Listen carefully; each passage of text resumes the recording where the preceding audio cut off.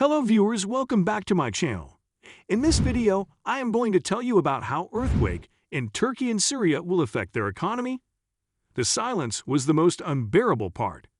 Every quarter of an hour, the bulldozers and cranes digging through the debris stopped working so that rescuers could hear the screams of people trapped underneath. There were none, only the sobs and prayers of onlooking relatives and friends. The rubble was all that remained of a 14-story building in Adana, a city of 1.8 meters people in southern Turkey. A few hundred meters away, the scene repeated itself. Another crowd, another apartment block reduced to a mound of concrete pancakes. The full scale of the devastation caused by the twin 7.8 and 7.5 magnitude earthquakes that struck southern Turkey and northern Syria on February 6 remains unknown. As of early February 9, the death toll had already reached 13,000 in Turkey alone. In Syria, it had passed 3,000. Those numbers were bound to rise far higher. Across the disaster zone, hundreds of bodies were being pulled from the rubble every hour, with only a few survivors being found.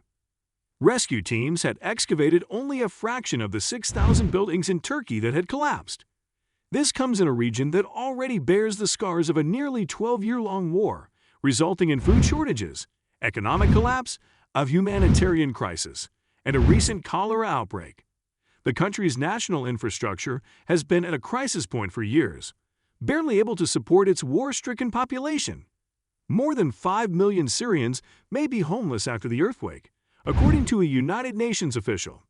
Syria's representative of the UN High Commissioner for Refugees, UNHCR, Savanka Dhenapala, said Friday, that is a huge number and comes to a population already suffering mass displacement. There are already 6.8 million people internally displaced in the country. For Syria, this is a crisis within a crisis. We've had economic shocks, COVID, and are now in the depths of winter, with blizzards raging in the affected areas. A number of our own staff are sleeping outside their homes because they are worried about the structural damage to their homes. This is just a microcosm of what is happening throughout the affected areas. Dhenapala added. Across northwestern Syria, apartments, shops, and entire neighborhoods crumbled in seconds in the earthquake. People in the regions are sheltering in tents, ancient ruins, and any other place they could find after their homes were destroyed.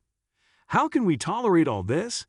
Said Ibrahim al-Khatib, a resident of Taftanaz in northwestern Syria, who was startled from his sleep early in the morning and rushed into the street along with his neighbors. With the Russian airstrikes, and then Bashar al-Assad's attacks, and today the earthquake, the New York Times reported. UN resident coordinator El-Mostafa Ben Lamli told Reuters, the infrastructure is damaged. The roads that we used to use for humanitarian work are damaged. We have to be creative in how to get to the people, but we are working hard. More than 2 million people in northwestern Syria are also at risk of a deadly cholera outbreak.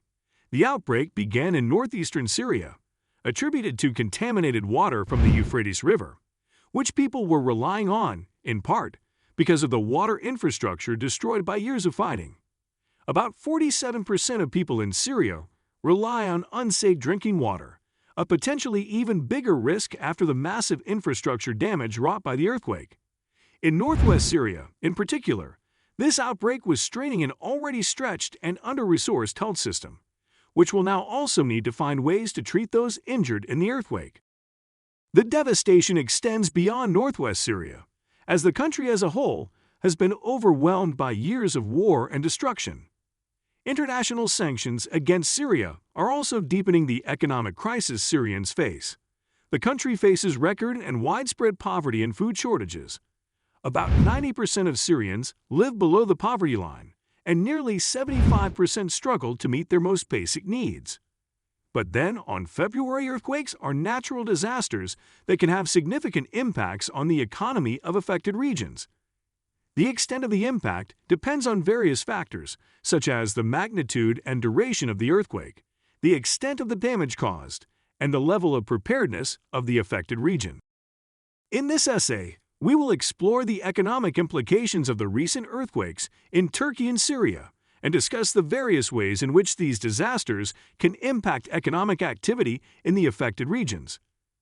the earthquake damaged many buildings and infrastructure, including hospitals, schools, and homes, which will need to be rebuilt or repaired. The cost of rebuilding and repairs can be significant, putting a strain on public finances. The Turkish government has already announced a plan to rebuild the affected areas, which is expected to cost billions of dollars. In addition to the direct damage caused by earthquakes, they can also impact industries such as agriculture, manufacturing, and tourism, leading to reduced productivity and revenue.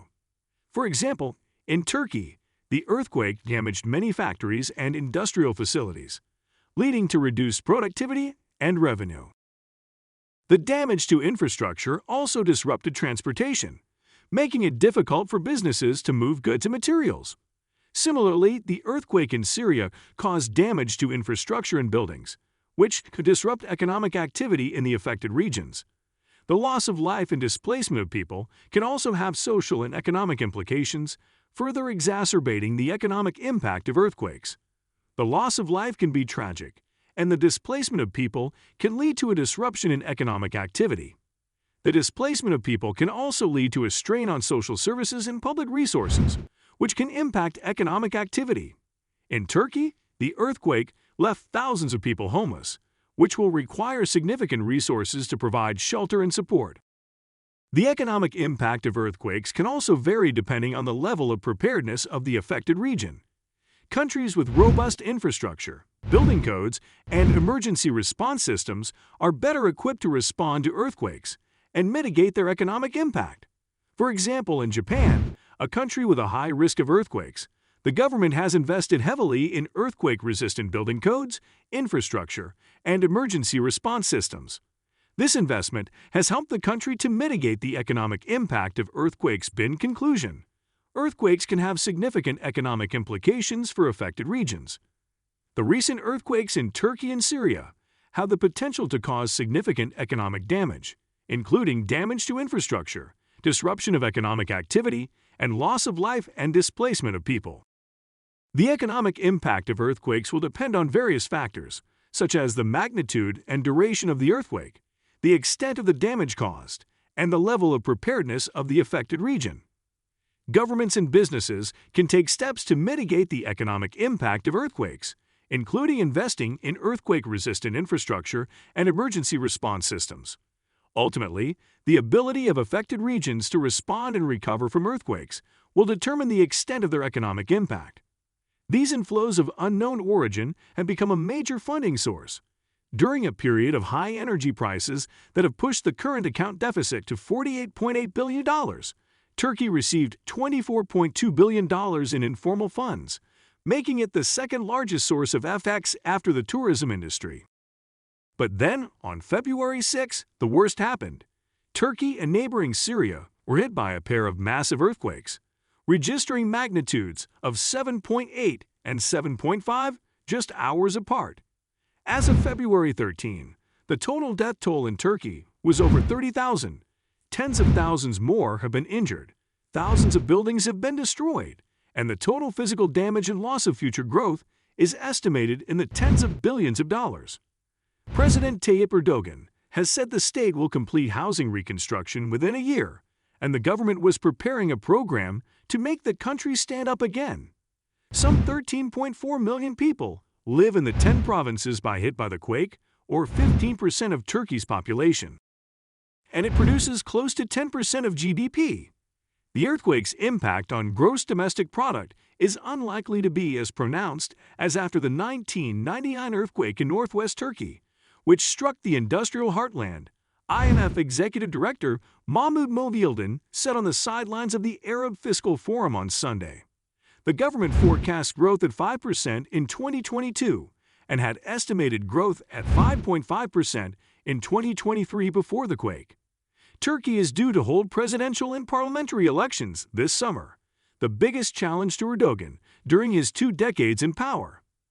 3-month state of emergency has been declared in the 10 provinces affected, and the central bank has postponed payments on some loans. The Treasury declared force majeure until the end of July and postponed tax payments for the region. In conclusion, the recent earthquakes in Turkey and Syria have the potential to cause significant economic damage, including damage to infrastructure, disruption of economic activity, and loss of life and displacement of people. The economic impact of earthquakes can be devastating, but it can be mitigated through investments in earthquake-resistant infrastructure and emergency response systems. Governments and businesses must take steps to prepare for and respond to earthquakes to minimize their economic impact. The ability of affected regions to respond and recover from earthquakes will determine the extent of their economic impact, and it is important that we work together to support those affected and promote resilience in the face of natural disasters.